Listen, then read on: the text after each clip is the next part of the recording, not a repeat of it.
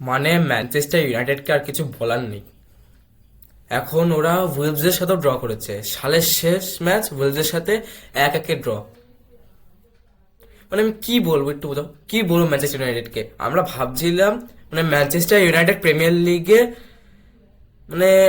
লিগে টপ ফোরে থাকবে আর চ্যাম্পিয়ন্স লিগ খেলবে, ওই সম্ভাবনা মনে হচ্ছে এই বছর আর নেই।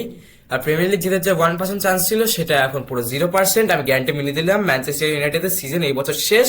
আর ইউরোপা লিগেও মনে হচ্ছে না এই বছর যাবে, যেরকম অবস্থা। কারণ আমরা এখন উইলসের সাথে ড্র করে নিয়েছি আর আমরা এখন আছি লিগের সাথে। আমাদের উপরে হচ্ছে চেলসি। চেলসি একদম ভালো ফর্মে আছে। যদিও ওরা এএফসি বোর্নেমাউথের সাথে আজকে মানে কালকে ড্র করলো। আর অন্যদিকে আর্সেনাল একদম মানে রাক্ষসের মতো খেলছে আর্সেনাল। 4-1 অ্যাস্টন ভিলাকে হারালো, যে ওদের মানে টক্কর দিতে পারতো সেই টিমকে হারিয়ে দিয়েছে।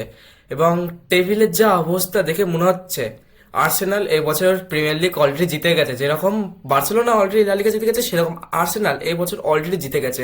সিটি সেকেন্ডে আছে। আর তাদের মধ্যে আর আর্সেনাল আর সিটির মধ্যে পয়েন্টের পার্থক্য হচ্ছে মাত্র 5। তো দেখা যাক কি হয়।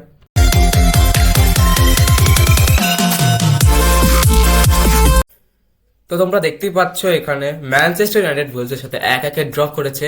আর এই ম্যাচটা মানে অসাধারণ বলতে পারো, কিন্তু ম্যানচেস্টার ইউনাইটেডের জন্য না। এখানে ম্যাচটা শুরু হয়েছিল 27 মিনিটে, জিগসকি গোল করলো, একটা দারুণ গোল। আর 1-0 এগিয়ে দিল ম্যানচেস্টার ইউনাইটেডকে।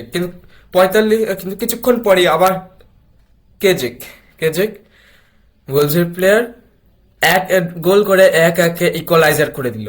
একটা দারুণ গোল। আর ইকুয়ালাইজারের সাথে মানে প্রেশার এনে দিয়েছিল ম্যানচেস্টার ইউনাইটেডের উপর। কিন্তু ইউনাইটেড ডিফেন্স ভালো ছিল, সেজন্য মানে গোল হতে দিচ্ছিল না। চান্সেস হচ্ছিল ভুলসের, কিন্তু একটাও গোল করতে পারছিল না। আর অন্যদিকে ভুলসেরও ডিফেন্স ভালোই ছিল, এবং সেজন্য ম্যানচেস্টার ইউনাইটেড কষ্ট করছিল একটা গোল খোঁজার জন্য।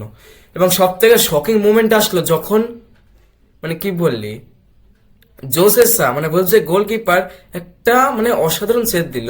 ওটা গোল লাইনে মানে গোল লাইনে একটা বল ঢুকেছিল, লাইনে ছিল বলটা, একটা অসাধারণ সেভ দিল। ওর জন্য মানে ইউনাইটেড প্লেয়ার রেগে গেল, ওটা গোল দেওয়া কেন হয়নি। গোলটা ডিসেল আউট করে দেওয়া হলো এবং ম্যাচটা 1-1 ড্র হলো। আর এই 1-1 ড্রর সাথে অনেক বড় প্রভাব পড়লো হচ্ছে ম্যানচেস্টার ইউনাইটেডের। ভুলস তো অলরেডি রেলিগেটেড হয়েই গেছে, কিন্তু ম্যানচেস্টার ইউনাইটেড এখনো মনে হয় চ্যাম্পিয়ন্স লিগে যেতে পারে। আর ওদের পিএল জেতার সম্ভাবনা একদম কমে গেছে। যেদিকে ম্যানচেস্টার ইউনাইটেড মানে স্ট্রাগল করছে, অন্যদিকে আর্সেনাল রাক্ষসের মতো খেলছে, অ্যাস্টন ভিলাকে 4-1 হারালো। এই পুরো ম্যাচটা পুরো ডমিনেট করেছে আর্সেনাল। প্রথম হাফ 0-0 যাওয়ার পর সেকেন্ড হাফ যখন শুরু হলো, রাক্ষসের মধ্যে খেলা শুরু করে দিল আর্সেনাল। গ্যাব্রিয়েল 48 মিনিটে গোল করে 1-0 লিড দিয়ে দিল আর্সেনালকে। 52 মিনিটে জুবেন মেন্ডি গোল করে 2-0 লিড দিয়ে দিল। তারপর ট্রস্যাট 69 মিনিটে আবার গোল করে 3-0 লিড দিয়ে দিল। তারপর আবার 78 মিনিটে জিসেস 78 মিনিটে গোল করে 4-0 করে দিল। এবার অনেক প্রেশার চলে এসেছিল। তারপর 90+4 মিনিটে অলি ওয়াটকিংস একটা গোল করলো অ্যাস্টন ভিলার জন্য, এবং এই ম্যাচটা পুরো হিউমিলেট করে দিল আর্সেনাল। অ্যাস্টন ভিলাকে হিউমিলেট করে দিল। ও এখানে আমরা পারফরমেন্স অনেক দারুণ ছিল। ডেভিড রেয়ার ওদের ডিফেন্সও ভালো ছিল। অন্যদিকে এবার অ্যাস্টন ভিলার ডিফেন্স বহুতই খারাপ ছিল। আজকে সব থেকে মানে খারাপ ডিফেন্স দিয়েছিল এই সিজনে। আজকের দিন সব থেকে খারাপ ডিফেন্স। আর এমি মার্টিনেজ সব থেকে মানে বাজে পারফরমেন্স দিয়েছে আজকে। তো আপনার কি মনে হয়, আপনার কমেন্ট। এবং অন্যান্য যেসব match, West Ham versus Brighton 2-2 draw, আর নটিংহাম ফরেস্ট হারলো এভারটনের সামনে। এভারটন 2-0 হারিয়ে দিল নটিংহাম ফরেস্টকে। অন্যদিকে চেলসি এফসি বোর্নেমাউথ একটা ইনক্রেডিবল ম্যাচ 2-2 ড্র। আর অন্যদিকে নিউক্যাসল হিউমিলেট করলো বার্নলিকে 3-1। এবং আমরা যদি এখন টেবিলের দিকে নজর ডালি প্রিমিয়ার লিগের, তাহলে এখানে দেখতে পাচ্ছ 1-এ আছে মানে শীর্ষে আছে আর্সেনাল 45 পয়েন্টে, ম্যানচেস্টার সিটি সেকেন্ডে 40 পয়েন্ট, অ্যাস্টন ভিলা 39 পয়েন্ট নিয়ে থার্ডে আছে, ফোর্থে আছে লিভারপুল, ফিফথে আছে চেলসি, সিক্সথে আছে ম্যানচেস্টার ইউনাইটেড। এখন কথা হচ্ছে কি এখনো অ্যাস্টন ভিলা, লিভারপুল, চেলসি মানে এই কটা টিম পারবে? তা আমার কথা হচ্ছে না।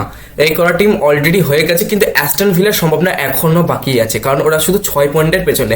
কারণ অন্যদিকে ম্যানচেস্টার সিটিও ভালো খেলছে, যা ফর্মে আছে, হালান্ড যা ফর্মে আছে, ওদের টিম অনেক ভালো ফর্মে আছে।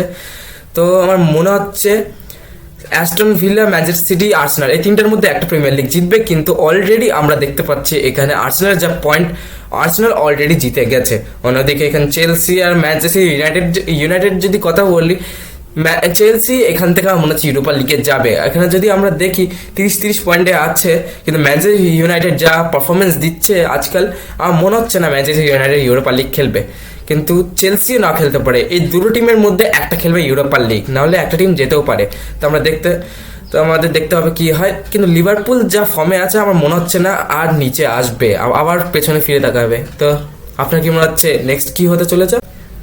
তো বন্ধুরা, আপনার যদি এই ভিডিওটা ভালো লেগে থাকে তাহলে লাইক অ্যান্ড সাবস্ক্রাইব করে দেবেন, যাতে আমার এই কন্টেন্টের ভিডিও আপনার কাছে আসতে থাকে, যাতে আপনি দেখতে পারেন football related live reviews, live update সব কিছু পাওয়ার জন্য চ্যানেলটাকে সাবস্ক্রাইব করুন। তাহলে পরের ভিডিওতে দেখা হচ্ছে।